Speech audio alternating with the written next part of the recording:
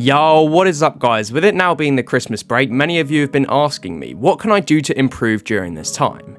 In this video, I'm going to talk you through some tips you can use to improve and get good at Fortnite fast over these next few weeks, ready for when tournaments do start up again in early 2025. If you do enjoy this video, please make sure to drop a like and subscribe, as I'm trying to hit 26,000 subscribers before 2025 begins, and I'm going to upload much more content just like this. Now let's get straight on into today's video.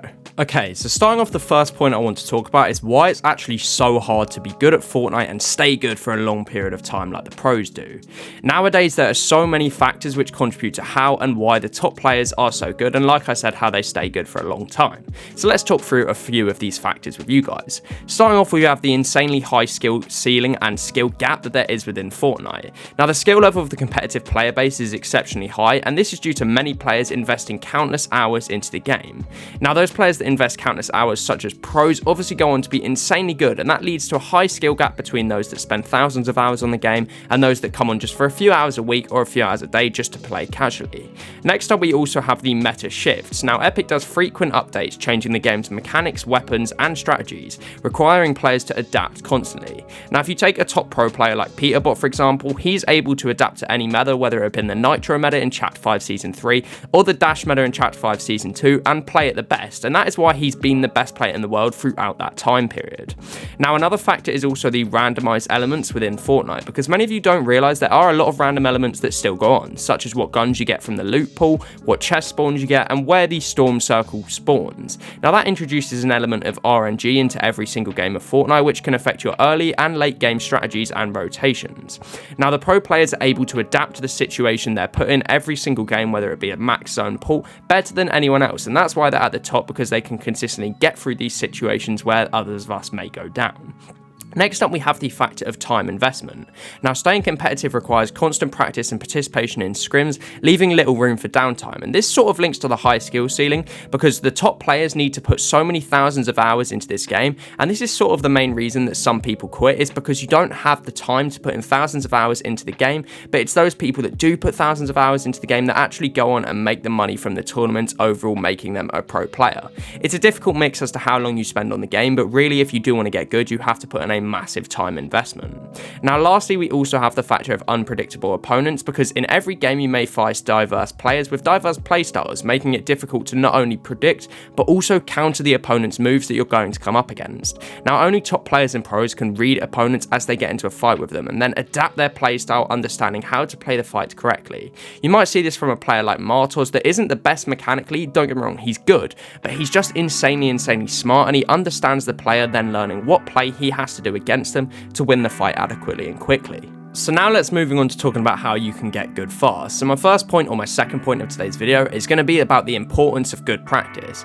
Now, I know I've talked about practice a lot in my videos, but I recently thought of a crazy new way to explain it to you guys, which will lead to massive improvement for your guys' games. So if you take a pro level player, for example, and you take yourself, let's say both you and the pro practice for 1,000 hours. Now, during this time, the pro player will improve significantly more than you, and you're asking me, why is this? Well, the reason for this is because the pro is doing targeted practice at their weak points, including hard aim training drills and VOD reviewing games to improve their game sense, whereas you might just be playing 1v1 zone wars or 1v1 build fights against friends in creative. Now, whilst this is still practice, you're going to improve much less compared to, and a lot slower, compared to someone who is dedicated and is working for hours each day focused on their weak points. The harsh reality of Fortnite is that you're not just going to watch this video and instantly get better. You have to take the tips and strategies which I'm sharing with you and implement them into your own game to actually notice the improvement. Otherwise, those players that focus on their weak points and practice accurately and adequately throughout the time period they're online will improve much faster and end up stealing their money and earnings away from you guys when it comes to tournaments. So now moving on to my third point, we have the importance of being a strong fighter. Now, in order to be a good fighter, everyone just says to me that you have to just have insanely fast and flashy mechanics. Well then, if you're saying this, explain to me how players like Martos can stomp most mechanical demons just through his smart plays alone. You see, being a good fighter in Fortnite is actually based on 3 key fundamentals. So I'm going to talk you guys through those right now. The first fundamental is having very strong aim. Now, you have to train your aim on a regular basis if you want to get to the top. It is simple as that. I do have a dedicated aim training video on my channel if you wish to check that out after this one, and I'll leave the video in the description down below. Now, aim can also be trained through adding headshot box fights to the warm-up routine, but really if you want to get good fighting, you have to hit most of the shots you take.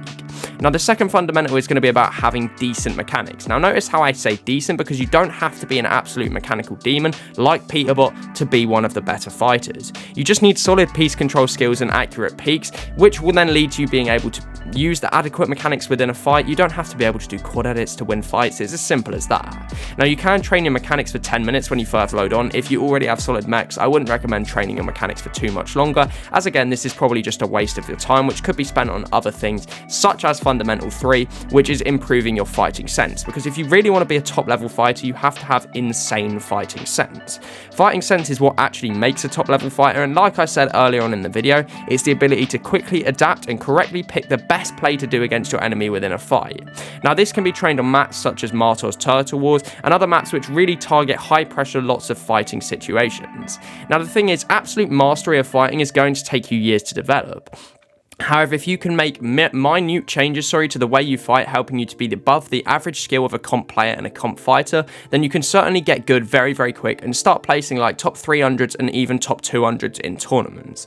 But ultimately, getting good at Fortnite relies on one key factor, which I'm now going to talk about in my next point. So point number 4 of today's video is about you need to start analysing and focusing on the mistakes you make much more than you are. So the thing is, how many of you have had a bad few games in ranked or a bad few games of a tournament and just logged off fully and then ended up forgetting about it? Now, actually, I have to say that from watching many people in the Discord improve over the last year, it's these people that improve slower, because it's those players who, when they make a mistake, actually go back and note down why it happened and what they can do to make sure it doesn't happen again, that improve the fastest. Now, take this spreadsheet, for example, from a member of the community, so shout out to you, DDKF, for making this and also sending it over to me. It shows all the scrim games he has played recently, where he has placed, and the mistakes clearly analysed to show what he needs to improve. Now, if you guys can do this, what we can see is that just by looking at this data that DDKF have, we can then pick out his most common mistakes currently, which he is making. These being his bad rotations, which he has noted down, which has cost him 5 games of scrims so far,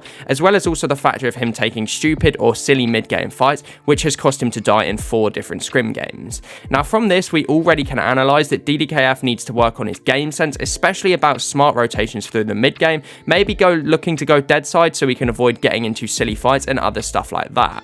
And already this analysis, he can now take this information and use it in the following scrim games to try and do better rotations and actually improve.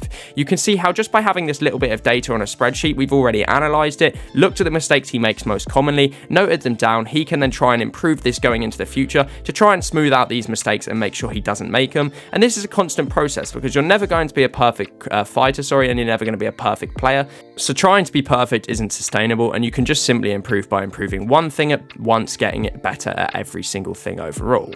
Now, I guarantee you that if you play a 100-player scrim lobby, less than 5 people in the lobby are actually going to go through the process that DDKF did. It's probably only 1 or 2 players. So if you are going through this process, you're going to improve faster than the other 99 players that were in that lobby, and you're going to get more out of that game than the other 99 players. And that puts you in the top 1%, which over time you will learn and improve with the top 1%, where you can then lead to go on to perform in the top 1% when it comes around to an actual tournament day. Now, I really hope you have found this video helpful. I put a lot of effort into it, and if you did, please do drop a like and subscribe, and click this video on screen so you can make sure that you qualify to the solo cash cups when they come back in 2025.